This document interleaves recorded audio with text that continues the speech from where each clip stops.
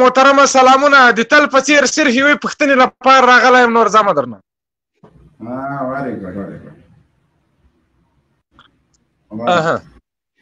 اجازه ده اجازه ده ولې نه وروره اجازه ده اجازه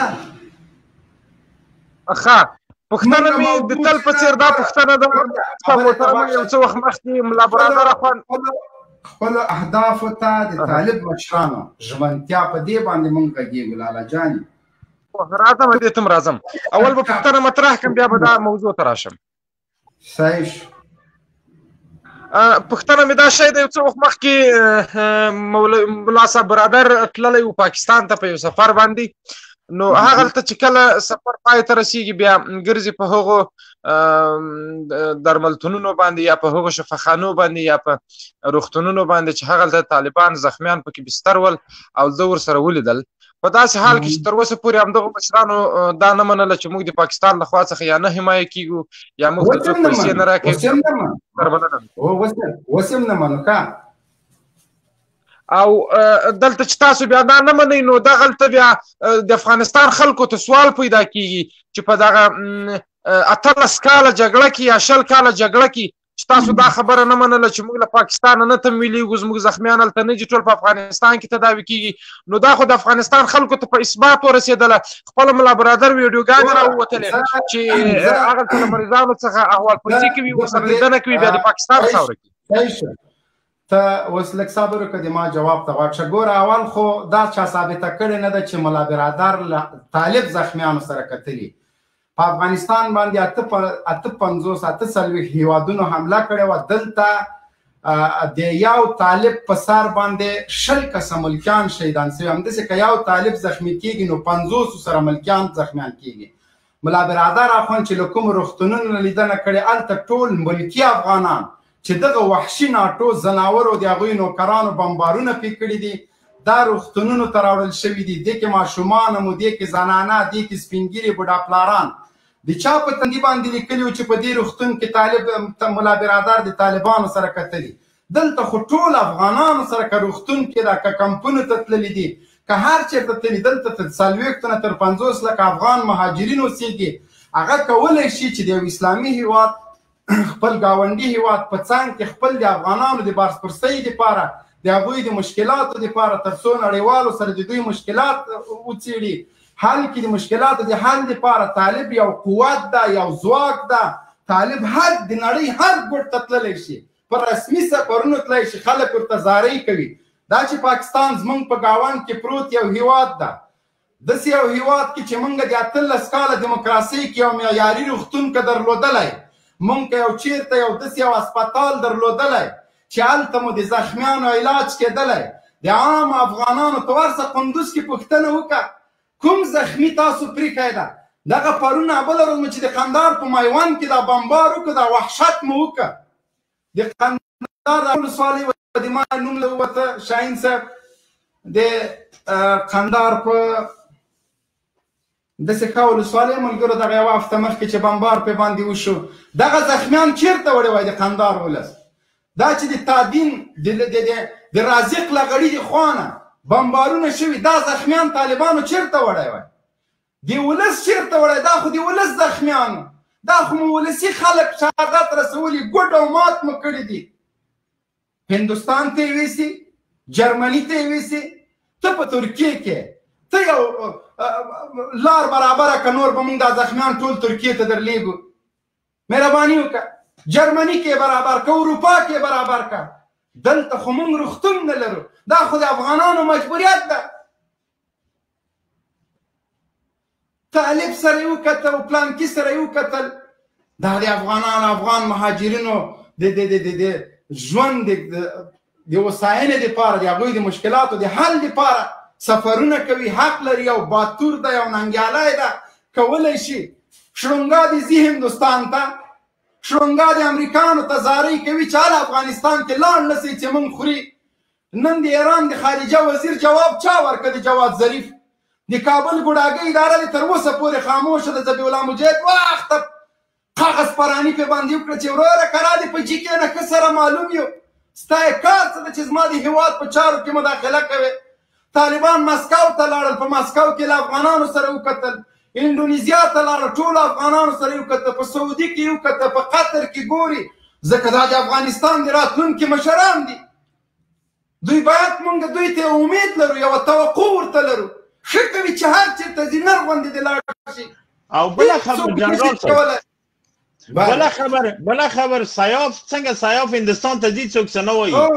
او دا چې مریضانو ته ورغلي دا غونډه په جنګ کې نه دي زخمي، هغه مریضان دي چې پاسپورټونه یې اخیستي وو پاکستان ته تللي وو تداوي ته، هغو ته ورغلی. دا خو دوی ته نه ده تللی چې چکر ووهي. دا چې اتا دولت تداوي کولی نه چې د جنا شفاخانه په کابل کې واده کړي. ته بیا څنګه وهلی چې طالب خپل زخمي وړي خو په دې سرحدونو کې راوینیسه که نه، ولې یې درنه وړي؟ دا د تا شرم ده، تا شرم ده چې زخمیان به نه تداوي کېږي. دا پیغور ځان ته ورکه نه موږ ته.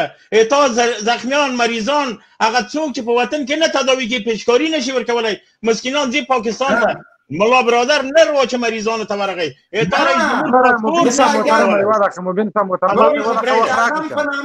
د قند اعظم په نامه روغتون دی په کابل کې جوړ کړی د شرمېږئ نه؟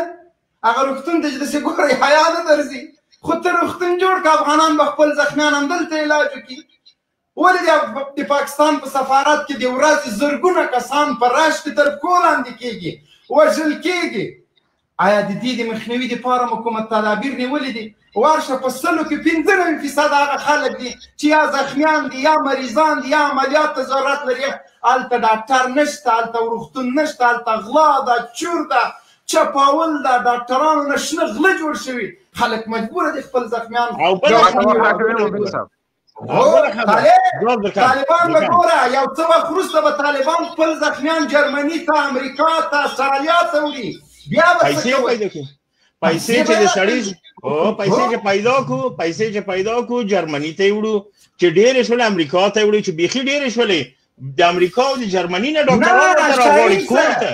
ودرېږه دلته یو لبناني الاصله امریکایي افغانستان راځي د لومړۍ مېرمنې په چوکۍ کښېني، دستي پاسپورټ هم ورکوي، ویزا هم ورکوي. یو افغان نشي کولی چې خپل ګاونډي هېواد ته لاړ شي چې نه یې مذهب ما سره شریک ده، نه یې دین شریک ده، نه یې رنګ شریک ده، نه یې کلتور شریک ده. هغه لومړی مېرمنه ده، هغه راځي پارک کې ناست ده، په پارلمان هم تخت و تاج کوي. لیکن یو افغان خپل ګاونډي ملک مسلمان ملک ته نشي تللی، نر غوندې ځي. آفرین دې پې باندې بیا دې لاړ شي، بیا دې شل وارې دې لاړ شي. له هېڅ چا ډار او خطر هم مه کوئ. د هېڅ چا په کیسه کې مه ورېږئ چې کله مو رولاګۍ له ارګ نه وویستله، پاسپورټ پکې واخیسته، د افغانستان طبیعت مو کینسل کړ، بیا موږ ملا برادر ته وایو چې نور چېرته مه ځه. تر هغو پورې دې نر باندې ځي. او بله یوه خبر نصرته زړګیه، دغه خلکو ریښه ده ملا برادر چې تللی شفاخانې ته تللی دی. مریضان په کې 100 مرض هم وو، تیتانوس هم وو، مورقه هم وو، ملاریا هم وو، کولرا هم وو، ګوډان هم وو، جوړ هم وو، ناجوړ هم وو. نو ته چې دغه وخت راغلی د چغې وایي چې د څه رقم دي؟ شاهین صاحب محترمه بخښنې سره یو کس دې راشي دفاع دې وکړي چې هغه په یو شی ورسېدی خپل جنرال له راځي ته چکچک اشغال ټولوي، دی راځي په کوغمان هغه کېږي چې د حکومت طرفداري کړي. چاک کې څه کوو؟ دی خو چاک نه چلی که د یار وروره ته عجیبه خبرې کوي. دا خو جنرال ده، دا غټ افسر ده. دا قصې دي نو نصرت وروره. ګوره دلته د ملت پلونه نړوئ، هلته ورځئ پوښتنې کوئ. نو پول دا خو د ملت شاهین صاحب یو نه نه پلونه چا ګوره دا څنګه منطق ده؟ دلته په افغانستان کې پلونه نړوئ، د ملت کور رانوئ، په پاکستان کې د مریض پوښتنه کوئ. دا څنګه منطق ده؟ دې منطق ته ځای رانیمه. شاهین صاحب خو پرېږده که نه، ښه صبر دا ګډوډي بیا. ښه ته ولې په ترکیې کې چک چلی، دلته د دهشتګردۍ په نامه افغانان وژل؟ ګوره ما خپل مسؤلیت سر ته رسولی ده، ما خپل مسؤلیت د وطن په وړاندې سر ته رسولی ده. چېرته دې سر ته ولې ریټایر سوی؟ عمر خو د ځوان هلکه ته څنګه تللی؟ ګوره خو د یو ځوان پایس مې 15 کاله 6 کاله په دې حکومت کې دنده سر ته رسولې، ستاسو په وړاندې جنګېدلی یم. ګوره زه دې ته حیران یم، دا ملت باید چغې ما ملت باید راپورته شي. ملت خو پورته سوی د امریکا په وړاندې ولاړ ده. زه درته وایم چې ته دلته د ناټو مزدور وې، دلته ته یو د جنرالي رتبه دې واخیسته، په تا مصارف شوي دي، ناټو در باندې مصرف کړی. دلته د په افغانستان کې دریشي په ځان و خلک دې وژل، اول ته تللی چک چک چلیولې، بلې خوا ته طالب نشي کولی چې لاړ شي ګاونډي هېواد سره خپل تعلقات وساتي، نورې دنیا سره، امریکا سره، ناټو سره، روسیې سره، مسکو سره، چین سره، ټولې نړۍ ته طالب سفرونه کوي. هی لیونیانو خدای مو خوار نه که، شرمېږم نه، پلونه چې تو طالب نړۍ ګوره. زه هغه پوله ودرېږه لږ صبر وکړه نو وخت در کوم ته دلته چغېږم. زه هغه پوله او پلچک څه کوم؟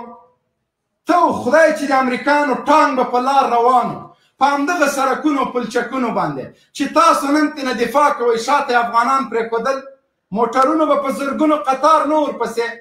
د الله په ذات درته قسم کوم چې د ولایت له مرکز نه تر کابله پورې چې تقریبا 80 کیلومتره لار راځي، ټول قطارونه د طرفه موټر ولاړ تر څو د تاسو د راغلو میلمنو قطار تیر شي. دا ظلم نه ده؟ زه دا سړک څه کوم؟ زه په پټیو کې ځم خو چې لږ زر ضرور رسېږم. زه دا پلچک څه کوم چې امریکایي عسکر مې د وژلو دپاره راځي؟ زه هغه میدان هوایي څه کوم چې B-52 پرواز پې کوي د ما بچي وژني؟ ولې اوس امریکایان سړکونه نه جوړوي؟ ګوره خو B-52 ختمه که سړک ولې ختموي؟ سړک خو تا ته پاتېږي. نو خو B-52 خو دغه لاندې ټانکونه ځي اول خو زه دا مریخ ته ولېږم که نه؟ اول خو B-52 ختمه که، ټانک ختم که، ته سړک ولې خرابوې؟ پلچک ولې خرابوې؟ میدان هوایي ولې خرابوې؟ هغه ستا ملي منافع ده، هغه دلته جوړ شوي دي، تا ته پاته دي، ستا اولاد ته پاته دي. ته ختم که ټانک ختم که، زه نوشي جان دي، ختمه که یو تیاری وویله زه نوشي جان دي. ته خو ملت وژنې ورو. ته ورشه سالارو ته لاړ شه او دا هر پل چې وران شوی ده د پوښتنه وکړه چې د دې پل په بدل کې څومره امریکایان وژل شوي دي، څومره ټانکونه مریخ ته تللي دي. ولې ونه B-52 خو تاسو که کومه د شلډزو فابریکه جوړه کړې وي، کوم ګرنیټ مو جوړ کړی وي، کوم لاسي بم مو جوړ کړی، مونږ به وایو چې زه تاسو مې یوه توره کړې. نو B-52 خو دغه خړ ټانکونه یې راځي د ما بچي وژني. زه خو یې دغه پیاده عسکر یې وارې ختم کړم، بیا بد کوي چې په پاخه سړک تېرېږي، دوی دې په پټیو کې تېرېږي، مونږ هېڅکله سړک نه ورته الوزو، پل نه الوزو.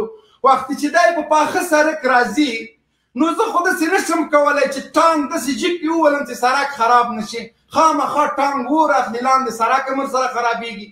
ما ته سړک اولیت نه لري، ما ته خپل جومات او منبر، ما ته مدرسه، ما ته خپل ناموس او عزت، ما ته دا سرې کرښې دي. سړک به زه بیا جوړ کړم، زه نر یم، همت لرم، غیرت لرم، داسې سړکونه به درته جوړ کړم چې تیارې به هم بې پروازونه کوي. لیکن زما عزت، زما ازادي خو باید واخیستل شي که نه؟ د ناموس د عزت په بدل کې ما ته سړک جوړوي. ای خدای مو خوار نه که، چک چک مو نصیب شه، دا شړونګان در ولې عمل ته یې چک چکو کې کېنوئ. جنرال صاحب بل سوال ده چې د چک چک ترکیه کې ټولوي، ولې جرمني کې د چک چک نه ټولول؟ خو همدغونه د واس ورته ترکیې پورې لاړلې. که چېرې تواس درلودله جرمني ته تللې، طالبان خپل مریضان او افغانان خپل مریضان پاکستان ته بیایي چې پیسې پیدا کړي جرمني ته یې بیایي. ملا برادر په رسمي سفر تللی ده، حق لري. بیا ځي افغانان دي هلته، خپل ورونه دي، خپل دغه افغانان د مونږ ورونه دي، د مونږ د زړه سرونه دي. دوی به نه ځي هلته، به د هغوی د مشکلاتو نه ځان نه خبروي. 40 لکه تر 50 لکه افغانان دي هلته، دا چې په روغتونو ګرځېدلی. خو تاسو دا خلک زخمیان کړي، تاسو پې بمبار کړی، تاسو وژلي دي. دا خو ټول ولس همدغسې ګوټ او مات روان ده. خو دلته ته همې بمبارۍ، همې د علاج وسایل نه لري.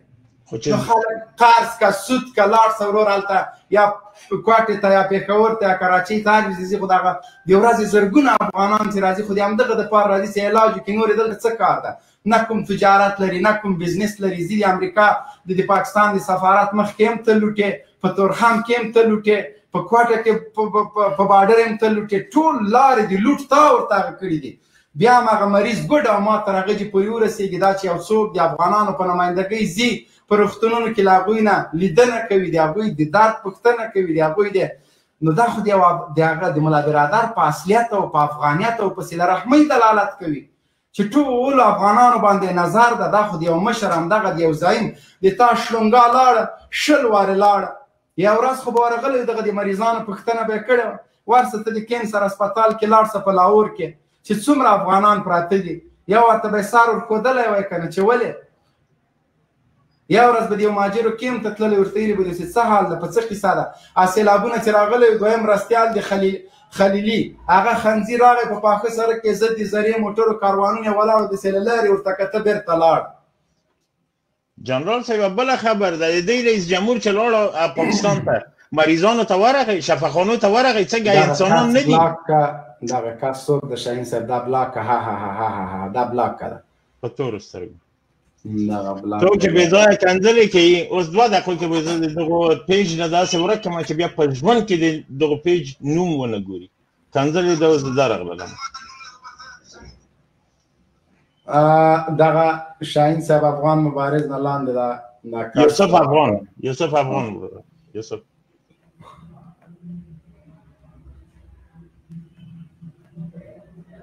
52 هیوادونو اشغالګر راغلي دي هغه نه پوښتنه نه کوي د امریکا سرکش امریکا راغی دلته وحشتونه او ظلمونه کوي د هغه پوښتنه نه کوي د ما په کور د راوسته د هغه پوښتنه نه کوي هندوان راځي تا ته پارلمان جوړوي د تا په هیواد کې مداخله کوي هغه چپرسنګانو ته د خوله ماته ده هیڅوک حق نه لري زموږ په چارو کې مداخله وکړي دا چې زه یو هیواد ته ځم دا خو زما مسلم حق ده زه نه چې هر هیواد کې ژوند کوم په ازاده ویزا او په پاسپورټ ځم چک چک نه چلوم تاسو غوندې سوسیالو ته نه یم ناست په خپل مصارفو ځم زړه مې چې په برمنګم کې اوسم زړه مې چې په ډیلي کې اوسم زړه مې چې په چین کې اوسم زړه مې چې په ماسکو کې اوسم دا حق خو ما نه څوک نشي اخیستی که ما ته دا حق نشته بیا رولاګۍ په هر کې څه بلا غواړي دا خو لبنانۍ ده که نه درېیم لاس ښځه راغلې دلته په هر کې ناسته ده ولې ده نه خو مې یو ورځ پوښتنه وکړئ که نه لیونیانو خدای مو غرق نه که په دغه منطق باندې بل چې پیدا نه کوي بس های کاش که د انټرنیټ صحیح وای نه دمبوراب نه آواز دې داسې دمبولای ده وراره